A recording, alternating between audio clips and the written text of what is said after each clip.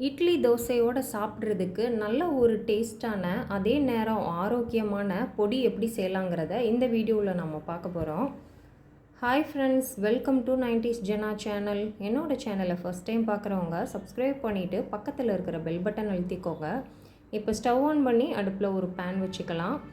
அதில் 1 கப் அளவு தோலோடு இருக்கிற உளுந்தம்பருப்பு சேர்த்துக்கலாம்.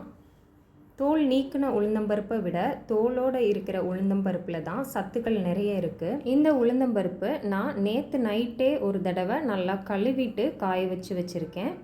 அடுத்த நாள் பொடி செய்ய போகிறோன்னா நாம் முந்தின நாளே பருப்பை நல்லா கழுவிட்டு காய வச்சிடுறது நல்லது. அப்போ நமக்கு வறுக்கிறதுக்கு ஈஸியாக இருக்கும்.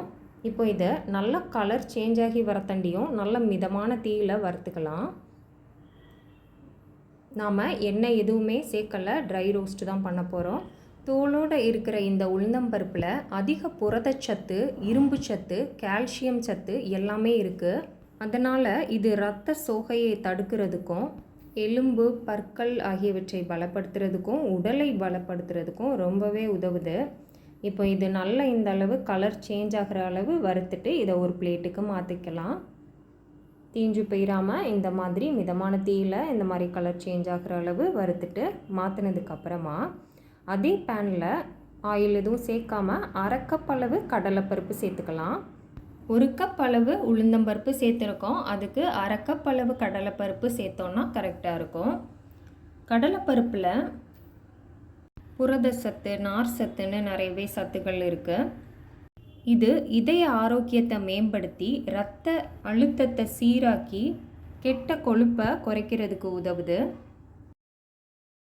புரத சத்து இருக்கிறதுனால இது உடலுக்கு நல்ல ஆற்றலை தருது. இந்த கடலைப்பருப்பையும் மிதமான தீயிலேயே நல்ல கலர் சேஞ்ச் ஆகிற வரைக்கும் வறுத்துக்கலாம். இப்போ பாருங்கள், பருப்பு நல்லா வறுபட்டுருச்சு. இந்த மாதிரி நல்லா கலர் சேஞ்ச் ஆனதுக்கப்புறமா இதை நாம் உளுந்தம்பருப்பு வறுத்து வச்சுருக்கிற அதே பிளேட்டுக்கு மாற்றிக்கலாம். மாற்றினதுக்கப்புறமா இப்போ அதே பேனில் 1/4 கப் அளவு மல்லி விதை சேர்த்துக்கலாம். மல்லி விதை சேர்க்கும்போது நமக்கு உடலுக்கு ஆரோக்கியமும் கிடைக்கும். மல்லி விதையோட மணத்தோடு சேர்ந்து நமக்கு பொடி நல்ல சுவையாக மணமாக இருக்கும். இந்த மல்லி விதை செரிமானம் மற்றும் வயிறு ஆரோக்கியமாக இருக்கிறதுக்கு ரொம்பவே உதவுது. சளி, இருமல், தலைவலி போன்ற பிரச்சனைகளை சரி செய்கிறதுக்கும் இது ரொம்பவே ஹெல்ப் பண்ணுது. இந்த மல்லி விதையும் நல்ல வாசனை வர வரைக்கும் வறுத்துக்கலாம். மல்லி விதை தீஞ்சு போயிடக்கூடாது. நல்லா வாசனை வர அளவு, லைட்டாக கலர் சேஞ்ச் ஆகிற அளவு வறுத்துட்டு இதையும் ஒரு பிளேட்டுக்கு மாற்றிக்கலாம். இப்போ அதே பேனில் 2 ஸ்பூன் அளவு கருப்பு எள்ளு சேர்த்துக்கலாம். கருப்பு எள்ளு இல்லாத பட்சத்தில் வெள்ளை எள்ளு கூட சேர்த்துக்கலாம்.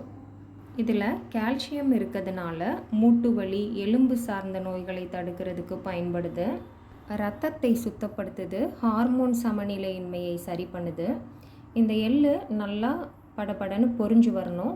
பொரிஞ்சு வந்ததும் இதை வேறு பிளேட்டுக்கு மாற்றிக்கலாம். ஆனால் தீஞ்சு போயிடக்கூடாது, அப்புறம் அதோட சுவை மாறிடும். இப்போ அதே பேனில் 2 காஞ்ச மிளகாய் சேர்த்துக்கலாம். நாம் காரத்துக்கு எவ்வளவு காஞ்ச மிளகாய் தேவையோ அதுக்கேற்ற மாதிரி சேர்த்துக்கலாம். ஆனால் காரம் எப்போதும் அளவோடு சாப்பிட்றது உடலுக்கு நல்லது. காரம் அதிகமாக எடுத்துக்கும் போது நமக்கு அல்சர் மாதிரி பிரச்சனைகள் வர வாய்ப்பு இருக்குது. இப்போ நல்லா ஒரு 5-6 கொத்து அளவு கருவேப்பில் எடுத்து அதை நல்லா கழுவிட்டு ஈரம் இல்லாமல் சேர்த்துக்கலாம்.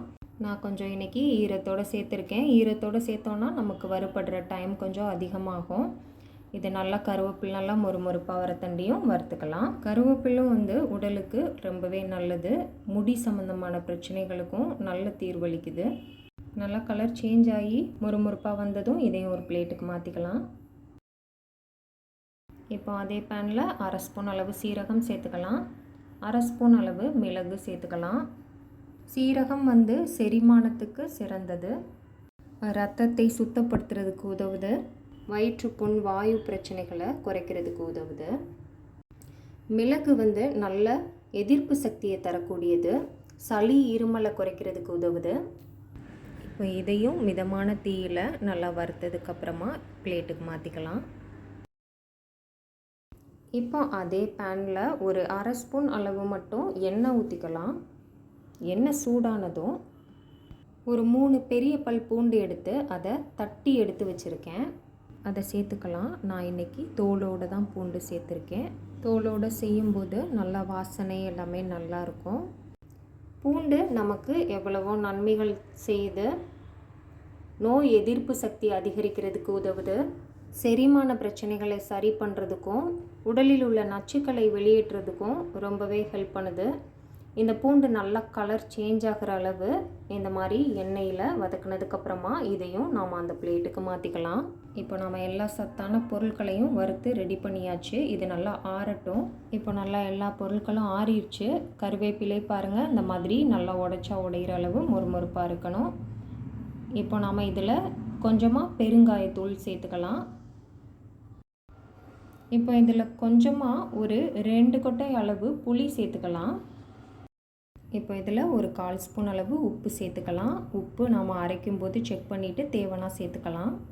இப்போ இதை எல்லாத்தையும் மிக்ஸி ஜாருக்கு மாற்றிக்கலாம்.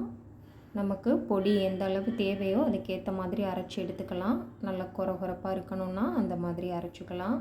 இல்லை நல்லா பவுடர் பண்ணணுன்னா நல்லா அதுக்கேற்ற மாதிரி நல்லா அரைச்சி எடுத்துக்கலாம்.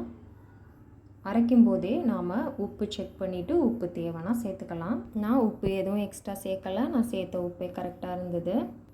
இப்போ இந்த பொடி ரொம்ப கொரகொரப்பாகவும் இல்லாமல் ரொம்ப மையாவும் அரைக்காமல் இந்த மாதிரி அரைச்சிருக்கேன். இட்லி தோசையோடு வச்சு சாப்பிட்றதுக்கு நல்ல சுவையான ஆரோக்கியமான பொடியாக கண்டிப்பாக இது இருக்கும். கண்டிப்பாக எல்லோரும் ட்ரை பண்ணி பாருங்கள். ட்ரை பண்ணி பார்த்துட்டு எப்படி இருக்குன்னு சொல்லி எனக்கு கமெண்ட் பண்ணுங்கள். என்னோடய சேனல் பிடிச்சிருக்குன்னா லைக் பண்ணுங்கள், சப்ஸ்கிரைப் பண்ணுங்கள். தேங்க்ஸ் ஃபார் வாட்சிங்.